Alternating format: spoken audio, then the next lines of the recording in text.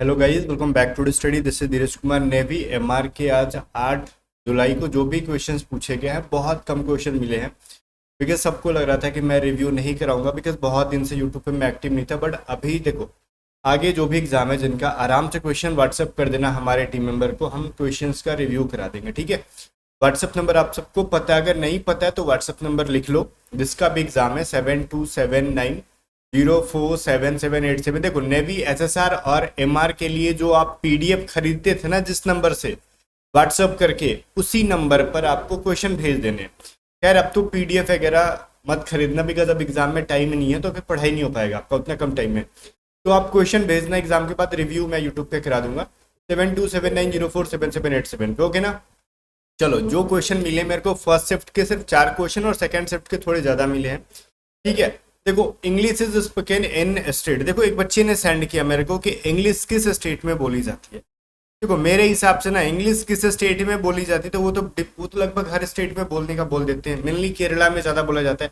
But ये आया था, या फिर इंग्लिश जो है ना ऑफिशियल लैंग्वेज किस स्टेट का, ये आया था। मेरे को क्वेश्चन ज्यादा क्लियर नहीं है कि बच्चे ने क्या भेजा। अगर देखो ऑफिशियल लैंग्वेज पूछा होगा, ठीक है, ऑफिशियल लैंग्वेज कि वो किस किस स्टेट का है, तो किसी एक स्टेट का नहीं है, वो डिपेंड करता है ऑप्शन पे। तो इंग्लिश जो है ना, मैं बताता हूँ, मैं इंग्लिश ही लिख रहा था यहाँ पे, किस किस स्टेट का है। वैसे ये अरुणाचल प्रदेश में भी है। ठीक है, अरुणाचल प्रदेश का भी ऑफिशियल लैंग्वेज क्या है, इंग्लिश ही है। इसके अलावा आप नागालैंड भी ले सकते हो, नागालैंड का भी क्या है भाई, इंग्लिश ही है। और इसके अलावा सेवन सिस्टर्स में ऑलमोस्ट है, जैसे मेघालय। ठीक है, मेघालय में भी क्या है, इंग्लिश ही बोला जाता है। इसके अलावा अगर हम सिक्किम पे भी जाएं, तो सिक्किम में भी उनका देखो, रीजनल लैंग्वेज डिफरेंट है। जैसे केरला में उनका अपना चलता होगा, बट ऑफिशियल लैंग्वेज जो है ना, जैसे सिक्किम में भी क्या है, नागालैंड में भी उनका अपना चलता होगा लैंग्वेज, बट ऑफिशियल जो है इंग्लिश ही है। इसके अलावा त्रिपुरा। अब डिपेंड करता है क्वेश्चन क्या पूछा गया था। इंग्लिश स्पोकन, वैसे तो इंग्लिश ज़्यादा स्पोकन केरला में बोला जाता है, बट अगर ऑफिशियल लैंग्वेज पूछा होगा तो मेनली ये सारे ऑप्शंस में किसी एक का ऑप्शन में दिया होगा, अरुणाचल प्रदेश, नागालैंड, सिक्किम, त्रिपुरा, मेघालय। अब आप कमेंट करके बताओ ऑप्शन में क्या था। अब एक था ना, गराड़ी डांस जो है वो किस चीज से है, किस स्टेट से रिलेटेड है, तो पुद्दुचेरी का आपने नाम सुना होगा। ठीक है, पुद्दुचेरी, तो यहाँ से गराड़ी डांस रिलेटेड है। और ये NaHCO3, ये क्या है, सोडियम बाइकार्बोनेट।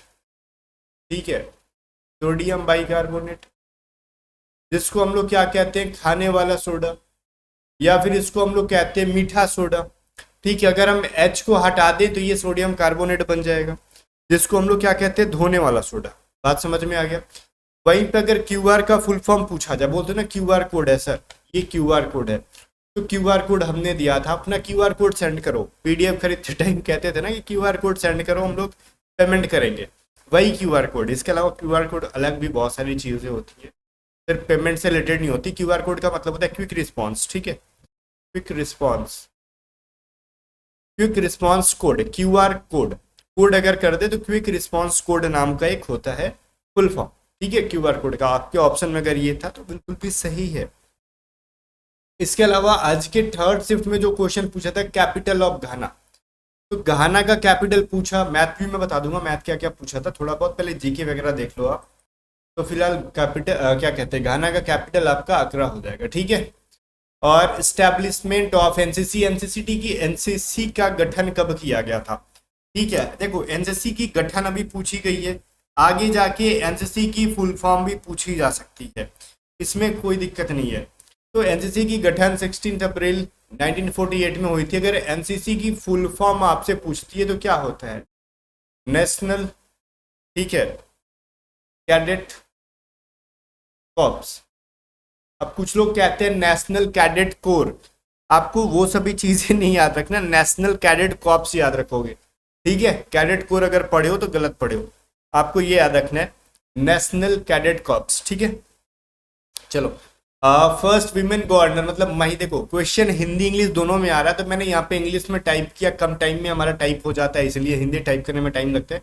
बाकी मैं हिंदी पढ़ रहा हूँ ना, कि first women governor of UP. ठीक है, यूपी की जो है ना फर्स्ट विमेन राज्यपाल कौन थी। ठीक है, तो आप आराम से कह सकते हो सरोजनी नायडू जी को। तो ये इसका सही आंसर हो जाएगा। ये आपका बच्चे कहते घुमा के पूछा गया था, किस तरीके से पूछा गया था मेरे को पता नहीं, मैंने डायरेक्टली आंसर बता दिया। और देखो ये सिर्फ यूपी की प्रथम क्या कहते हैं उसको, राज्यपाल नहीं थी, बल्कि पूरे देश की प्रथम महिला राज्यपाल थी। यूपी की प्रथम राज्यपाल नहीं थी, यूपी की प्रथम महिला राज्यपाल क्या हो, या फिर पूरे देश में इनसे पहले किसी भी स्टेट में कोई भी महिला राज्यपाल नहीं बनी थी।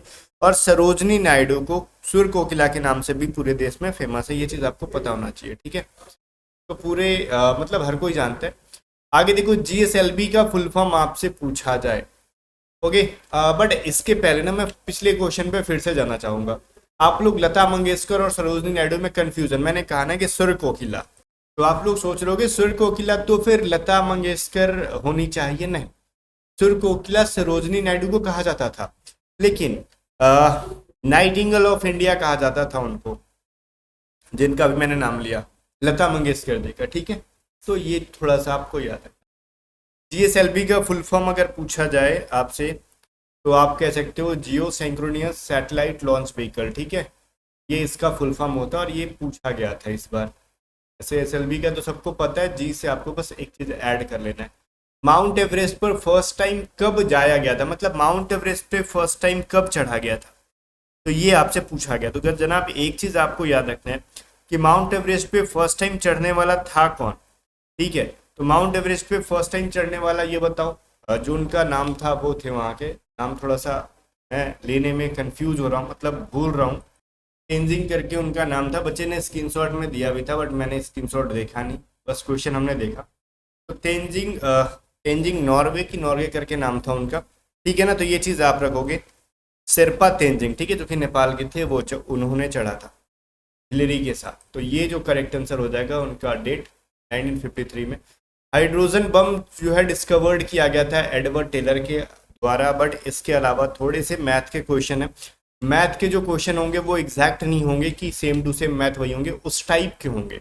तो मे भी अगर उसी से रिलेटेड मैथ है तो आंसर में वेरिएशन देखने के लिए मिलेगा, मतलब आंसर मेरा डिफरेंट देखने के लिए मिल सकता है आपको।